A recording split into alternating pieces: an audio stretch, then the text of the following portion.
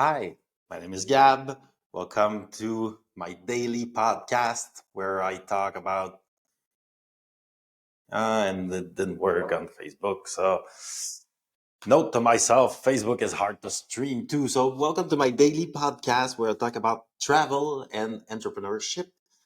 And today I want to talk about Mexico because, well, a couple of years ago we went there on a touristic visa, uh, kind of. Wanting to expand our entrepreneurial empire there. And we did in a way, and we built something. And I want to tell you the story.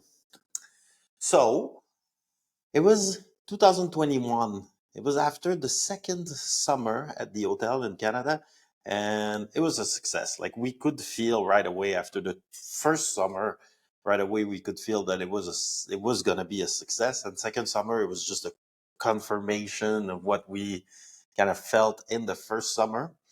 And at that point, I was like, "This is it." I've been searching all my life for a project that I would make money with, that I can scale, that is cool. I'll build hostels. That's my craft. That's what I know how to do. And that's what I was doing for many years in Montreal prior to acquiring the hotel in Northern Canada. So I was like, that's it. Let's go and do an old dream of mine, which was every time I was traveling, I was like, how cool would it be at some point to go to a place and acquire a property and do something in a different country? It must be weird and cool. And then you learn all these lessons that are really new. So I always knew how to travel, but then doing business in another country, that's kind of different. And I was very excited about doing that. Plus, I knew that I could turn anything into an hustle at that point because I did it like many times in my life. So I was like, all right, let's make a list of parameters. So then we wrote a bunch of countries and locations on a big whiteboard with Ali. And we have parameters like, is it sunny? Are there beaches? Is it high season there when it's low season for us at the hotel? We had all these parameters. We had the flight time and the flight price. And way back then, I was like, oh, Thailand is so far, I was like convincing myself that Thailand was so far. Anyway, we did all the parameters. At the end, I think it was like California. So, or Hawaii. So we're like, all right, that's it. Let's go to California. Let's see what we can rent there for fun.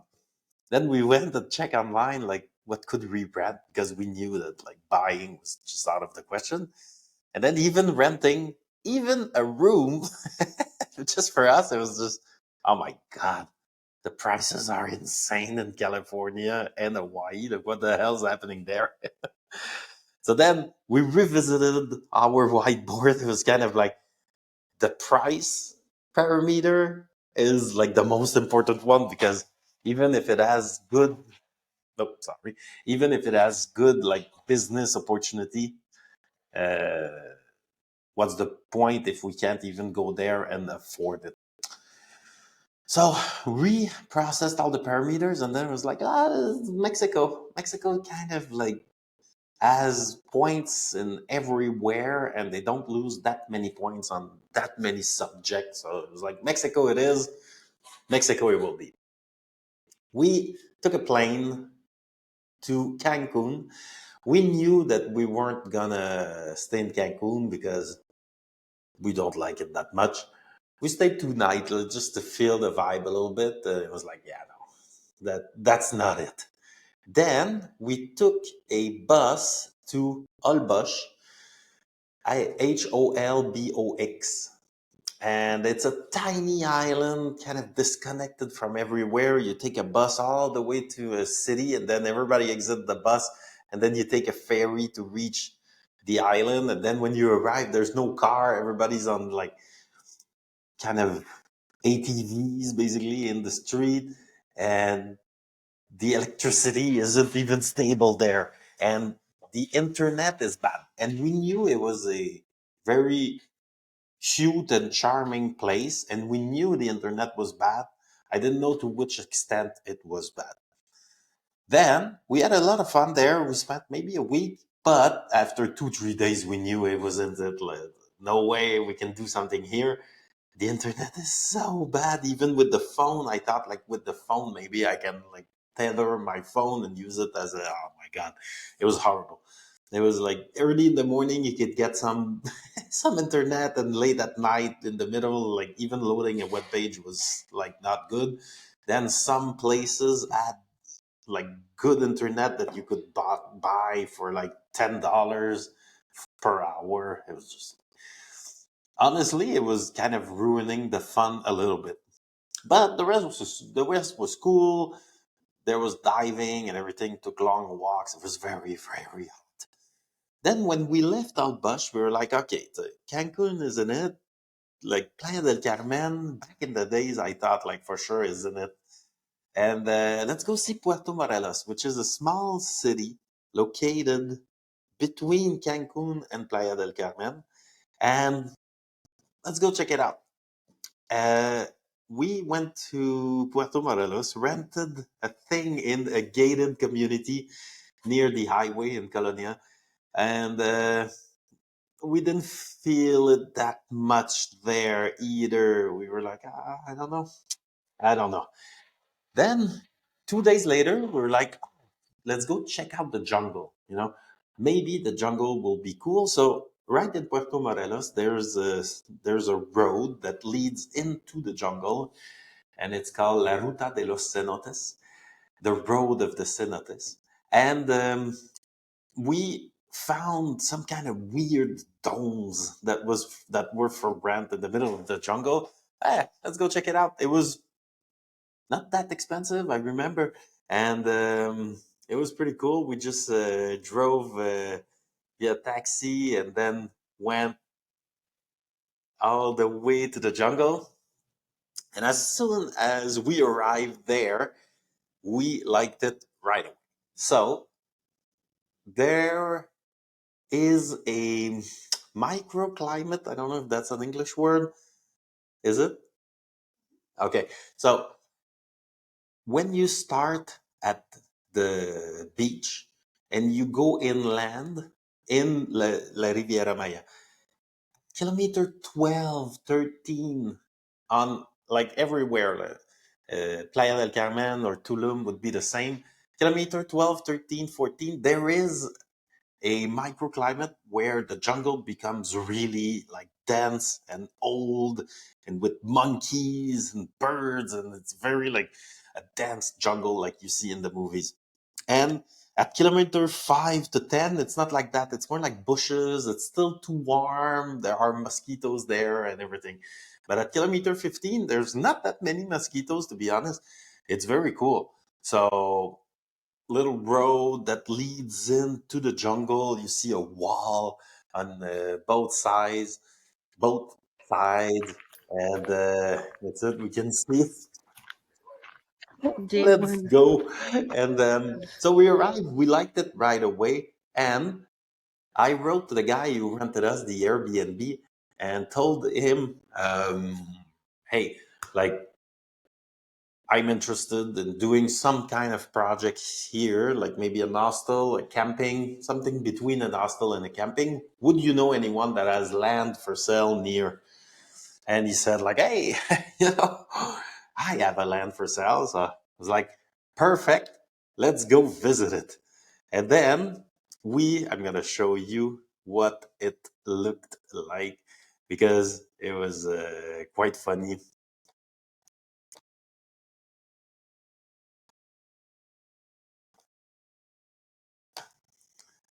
So we arrived there and it was the jungle.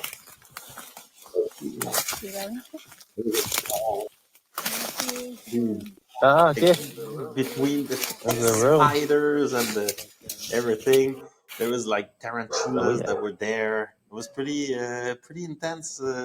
But then when we walked on Some the other tarantula. side, we were like, perfect. It was also, I wouldn't say cheap, but it was $25,000 US, so it was possible for us to buy it. So we said like, okay, we'll buy it while we do the paper. Can we start? Yes, perfect. We hired Tim and Monica. We're there and did it in like in the jungle and blue. And then we made a fire. And the funny anecdote about that is Monica told us that there is a tradition in Mexico where you will ask permission to the jungle to make sure that the aluches, which are little creature, they don't go and like ruin the entire party. So we made a fire, asked permission to the jungle. Annie and I presented ourselves. Setting a We said, fire hey, in the we're looking to jungle build a where small they tiny couldn't house hunt. here. We come in There's peace, the team. And then first step is to get rid of all the vines.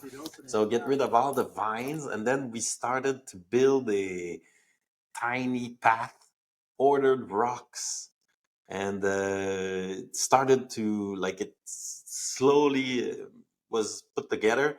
So we had like little paths so we could walk. Built two platform where we could put the tents. Bought a tent, put it there, perfect. Slowly the camping was taking shape, and then it was hustling to Home Depot every day to buy wood and stuff, and then like the wood at Home Depot was like somehow not the only option. So we went into town and then bought polinas, which are like 4x4, more or less, that would come from another jungle in Mexico. Not a jungle like from Chiapas, so it's more like a forest like we have back home in Canada. Then started the structure for the tiny house. I wanted the tiny house to be theoretically movable. So kind of like, I knew that it wouldn't be movable that easy. But yeah, build the structure on the Walk across, concrete show us how stable thing. it is. Tested the Wow! solidity. Was hey, it was taking shape every day. Amazing. And then we add slowly a structure standing. And then let me show you the result at the end. So that's what it gave. So you can see small tiny house illuminated right in the middle of the jungle with a palapa. A palapa is more or less a roof, traditional Mayan roof with leaves, and it dries and it gives this like cool jungle vibe. We now we have plants everywhere, so it gave like a cool little vibe. The little path makes us it's able for us to just walk everywhere. It's and we built some kind of structure for the camping that we decided not to operate down the road.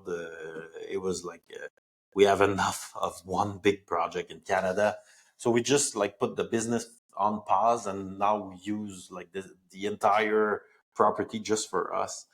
And it's really cool. At night there is a fire pit, and the vibe is really incredible with the sound of the jungle. You like in the jungle, you don't see that much because you just see a wall of green everywhere on all the sides. But basically, you see with your ears, like you hear a lot of like sounds and stuff, and then like what size the animal is. And we chill in the jungle every night. Basically, when we're there, it's very calm and peaceful. We don't have a huge property. It's about like 1,000 square feet, but it's pretty good. You know, we have the road that leads like we're at the end of the road. So basically, there in the jungle, the road is built by someone and the community can use it. So somebody built the road because they wanted to reach their land and then ended up doing nothing. So basically, we could use the road for ourselves. Now, we have like a big patio where we chill in the evening. It's really cool. I kind of miss it to see it now. We just like have a chilling spot, couch, and that's it. You spend all your time outside. The street is just for us, so we can park our car right on the street. Very simple, but very kind of cool living. When we go there, we just reconnect with nature all the way. And now it's a beautiful property. It's like if you're interested, it's for rent or whatever. Like if you were interested in anything, just write to us, and we'll give you the informations of the property, especially when we're not there. And now we're not there that often, to be honest. So most of the time it's free. And I like to walk in these little paths, especially at night. Completely, it's quite an interesting experience with the fireplace that we have. We can do cool fires at night. It's really cool. And we have an outside kitchen there. So it was built with the idea of like the camping in mind. And there's also like inside the tiny house, we have a bathroom, but there's also one outside that was meant for the client of the camping. We did have a few clients and they loved it with the exterior shower. That make you feel like a monkey to just shower on your waterfall outside. Very fun. So we did have a few clients that were there, but then it was like for us, it was not worth it to operate. And inside the tiny house, tiny kitchen, tiny kitchen, but perfect with two thing to make the food, and then a little shelf and a fridge. Don't need that much more. The AC was added later. I was dying that week. I was like, okay, no. I need an AC. I'm dying. And then we have a bed that's kind of high. So when you get up in the middle of the night to go to the bathroom, it's kind of like, ooh, a little sleepy. But king bed, I mean, luxury. And that's it. Small bathroom inside. It's very simple, but very cool. I love it. So this is basically what we built in the jungle of Mexico. And so now I kind of feel like home when I go there. And that's how I got to learn everything, the language there, and many information. And so now I can take your questions. So, how can I buy land in Mexico? It will depend. First, are you Mexican? Yes, then you can buy land wherever you want, or a house, or whatever. If you're not Mexican, a Mexican citizen, then it will depend. There is a restriction area where foreigners cannot directly own land, and the restriction area is 100 kilometer from the borders and 50 kilometer from the sea. And basically, we're at kilometer 15, so we're in the restriction zone. So then, what they have is the bank will create a trust for you, and the trust will own the land, and you're a beneficiary of the trust. It's very common there because most people who own stuff in Mexico, they own near the beach. So it's very simple. You arrive at the bank, they open the trust, send you the thing, send you the paper. It's all taken care of. Cost about like, I don't remember, maybe 2000 US to create the trust, and then 500 per year to keep it running. And then the trust on the land, you are a beneficiary of the trust. The bank does nothing, they just collect their 500. And that's how every condo in Playa del Carmen and Cancun is owned by foreigners. So you can own land, but not directly. It will be through a trust. So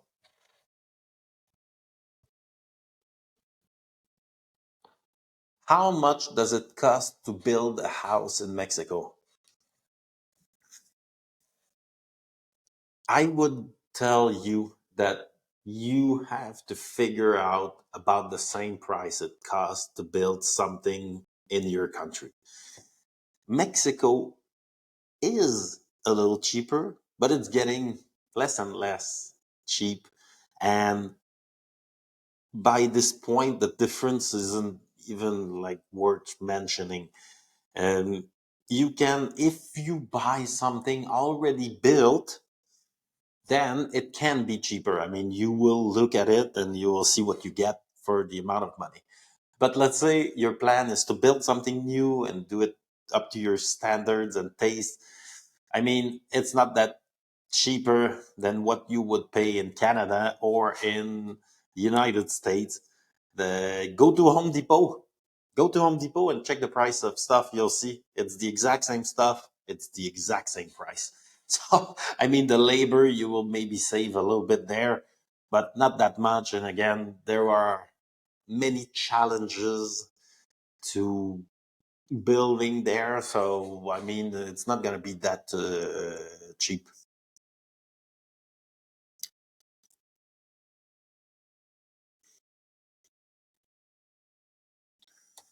How to transfer money to Mexico to buy a house? So the way that I did it with a normal bank transfer. So I used Wise Transfer actually. So Wise Transfer is a new company that will facilitate transfer from country to country, and they have a maximum. But so I took many days to end up transferring the $25,000 US, but it took a few days, maybe 5,000 over the course of 5 days or something like that. I don't exactly remember, and that was easy. It's also possible by a wire transfer, an IBAN transfer, whether like whatever the person that will receive the money as. Um, that would be the cheapest and fastest option. The cash option, that would be painful because you will need to go to the ATM every day and withdraw money and withdraw money and withdraw money. I heard stories of guys who did it that way, but it didn't seem that simple. So, how to get people to help you build a house in Mexico? That's the same question that you would have to ask yourself, like how to get people to help me in every country. And I would say that usually Facebook groups are a pretty decent way to get your information. So just go to a Facebook group, state your intentions, and say that you search for people. It would be one way. Just asking around the old fashioned way. That's the way we did it. We were like, hey, we're interested in this. Do you know people? Like, I don't know. Like, we're searching, we're talking. Anywhere we find people, we're just talking. And we ended up finding Tim and Monica through contacts and other people that helped us. Like, for example, with electricity and stuff were found through Tim's and Monica contacts. So the old-fashioned way of going through contacts would be the easiest. How do you get electricity to your house in Mexico? Electricity is a thing. It's not that simple. So, but I wouldn't be able to talk about Mexico as a whole. I know it is different from town to town, from state to state. So I will talk about my experience. The electricity in the jungle is limited, and there is a road, La Ruta de los Cenotes, that has electricity there. But then from us to the road, it's about a kilometer, and there is no real way to do that kilometer unless you're willing to just, like put up your own poles and then connect your electricity all the way there through the road, like you do it yourself, basically. And there was no way that we could do that. So we made a deal with the neighbor where we can connect on his electricity. And for now, we're still like paying, let's say, half and half of the bill. not ideal, and the electricity is not that stable. So we did talk about like, oh, installing better electricity, but then that would mean installing new like steel structure next to the road to distribute the electricity. And then it's weird because let's say you install that, then you have 10 spots. You use one, so you can sell or rent the nine other spots. So you can see that there is kind of a, it's public, but then if you make the installation yourself, then you can rent the spot. It's a little weird. That part I found was a little weird.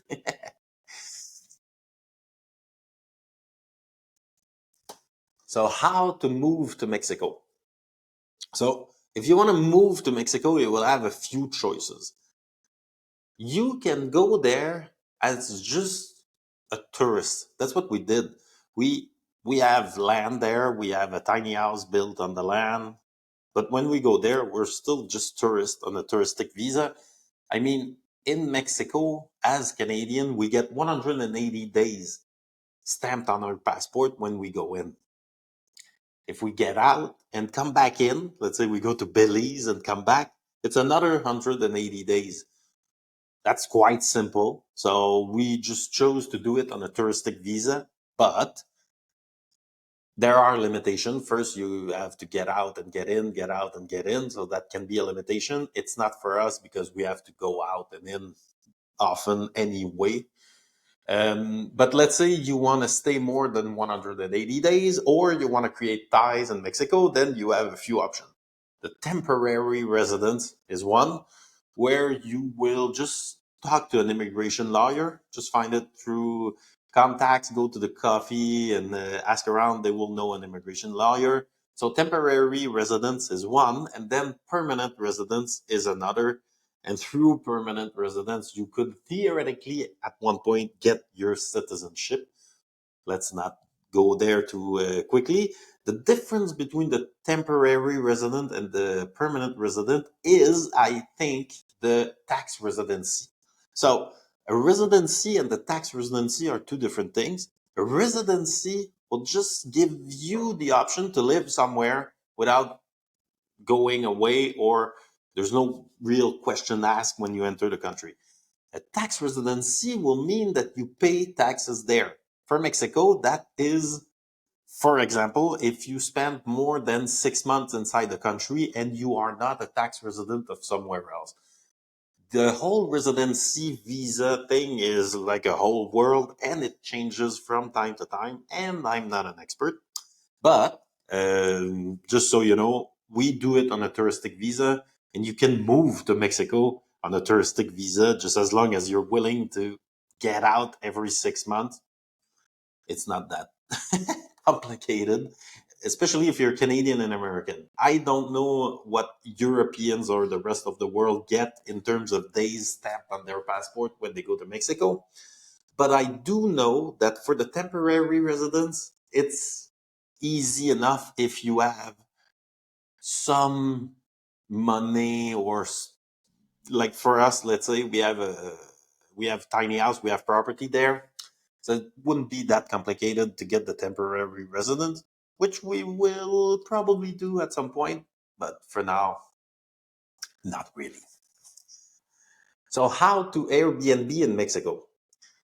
So in Mexico, they have a thing called La Plataforma Tecnológica, the technological platform, and it's a way to tax people that use stuff like Airbnb and Booking.com. So if you buy a property and then you Airbnb that property, they will talk directly to Airbnb and say to Airbnb, look, most of the people who Airbnb, they're not tax residents here, but we need our cut. So anything that is on Airbnb, they ask Airbnb to take an amount, 25% or something big, and send it to the government right away. And that's it. Like then the government is like, okay, I got my cut, whatever. Also, you're kind of operating as a business, but in Mexico, it's They don't really care about that as long as they have their cut. So for us, when we rented on Airbnb, we just, listed on Airbnb with our regular like Airbnb account. And when we rent it, we can see like in the breakdown of the revenues, there's what people paid, the cleaning fees, and then it's not written Plataforma Tecnologica, it's written something else, but it's basically that. It's the cut for the government that gets withdrawn from the money that you receive. Nah, fuck it, normal. And then we receive the amount. For us, it's just like almost nothing because it's very niche. A tiny house in the middle of the jungle. But for other people, you can Airbnb your house in Mexico for now, and it's I think legal, and you just pay the cut that you need to pay, and that's it. How to get dual citizenship in Mexico? So you will need to be a permanent resident for many years to get the Mexican citizenship. We actually met a German guy who had his residency. No, but he had his residency for so many years that now he was a Mexican. He had a project in the middle of the jungle with an old Mayan man, and together they own like a gigantic portion of the jungle that they choose to protect for like to protect against like people like us building tiny house. But I'm joking because most of the people when they arrive there, they're more like with a like real estate developer mindset, like, oh, let's build 10,000 tiny house in the jungle. And then it's like, yeah, it's not going to be the jungle anymore if you just like paved everything. So their idea was to protect it.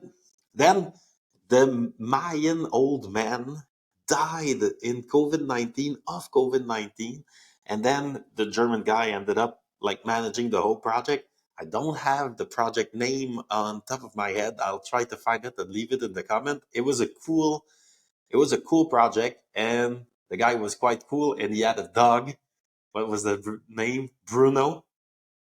Yeah, Bruno was quite cool, and he had the citizenship. So many years after living in Mexico, you can now become a citizen of Mexico. What is the climate in Mexico jungle? So the jungle in near Cancun, Playa del Carmen, I can talk about that jungle. It's great. The climate is awesome. Between November and April, it's their winter too. So you can have like a 28 and it goes to 26 at night or 29 during the day. It goes to 26 at night, 25. It's great. The temperature is awesome. There is at the kilometer 15, like 15 kilometers from the beach on the Riviera Maya, there's not that many mosquitoes. So that's incredible. That's because the whole Riviera Maya is a limestone rock formation full of holes. And below the surface, there is a gigantic lake, basically, of sweet water. Is that how you say? Fresh water, and then salt water below. And this is what the cenotes are. Basically, it's when the roof collapses and it creates a hole where you can dive and go like chill. Um, and since there is no accumulation of water on the surface, there's no mosquitoes. So climate is great. Then no mosquito. That's also great. And from November to May, it's also their windy season, more or less. So sometimes you get a little wind. Oh my God, I love the climate in the jungle of Mexico.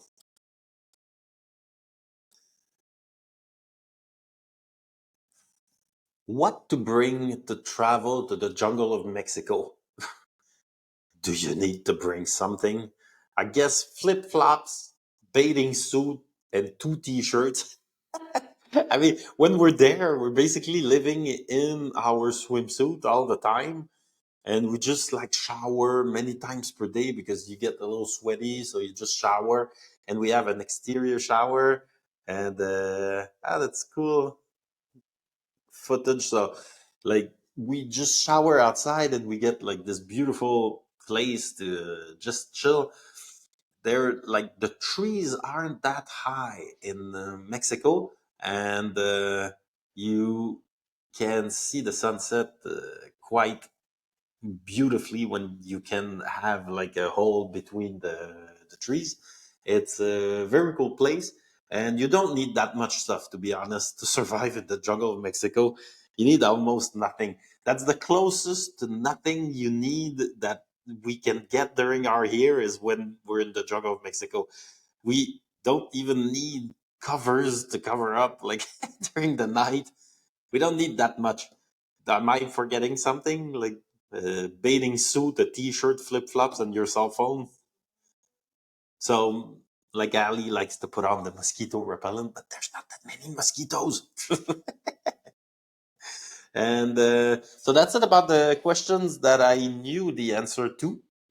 Uh, if you guys liked it, write to me. If you have questions, I'll try to answer. I mean, like, I'm not Mexican, but after all these years spending there, having property there, I kind of feel like one of the homie cabrones. All right. Thank you.